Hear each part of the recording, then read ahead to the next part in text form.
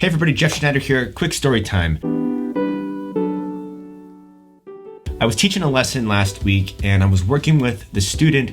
We were trying to sing a diminished triad. And that's kind of an unusual thing to sing because the intervals just aren't as conventional as what we're used to. So, a minor triad is not so bad. Da, da, da, da, da. But that diminished triad is a little bit more challenging.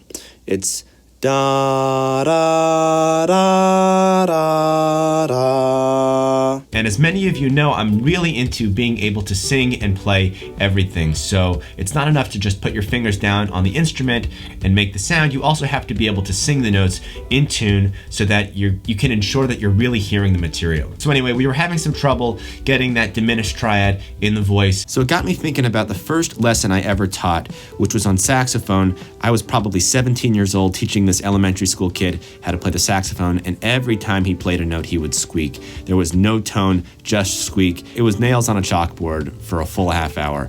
And I just didn't know how to help him. It was kind of disconcerting because I knew how to make myself sound pretty good, but I couldn't explain it to this kid, or I hadn't really explained it to anyone else. It was pretty rough. A few years later, I have a little bit more teaching experience, and I remember working with a piano student and actually being able to give some pretty good advice, but I was still very much kind of basing my teaching on sort of the tried and true methods like, oh, you should use this method book or practice out of a Hannon exercise book, that type of stuff. So going back to last week where we're trying to sing this diminished triad, now I've been working with students for such a long time that I have some tricks up my sleeve. And this trick I want to share with you guys because it's really helpful. It's basically where you do the wrong thing on purpose. If you're making a mistake constantly, if you're sort of ambiguous about what the right way to do something is, do it the wrong way on purpose. Because if you think about it, a mistake is just lapse in control. For one moment, you don't have control over something that you're trying to do. So my student is trying to sing this diminished triad,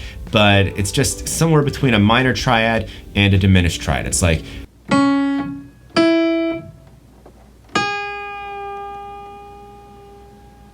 so rather than just keep trying and making the mistake again and again and again, I had her forget about the diminished triad for a second and just sing the minor triad on purpose, even though that's not what we were trying to do originally. And once you can do that, then you can kind of make an adjustment, a bridge to get you from the minor to the diminished. Da, da, da, da, da, da. You can use that fifth, that perfect fifth away from the starting note to help you get to the diminished fifth. Da, da, da, da, da, da. And then you can sing that helper note, that perfect fifth note in your head, and then sing the diminished fifth out loud, like this. Da, da, da, da, da. So I'm hearing that perfect fifth in my head, and then just singing the diminished fifth out loud. Anyway, my point here is don't be afraid of making mistakes. I was really nervous when I was teaching that first saxophone kid because every time he was squeaking, I didn't know what to do to make it better. And later on when I was just, come on. Street cleaners, jeez.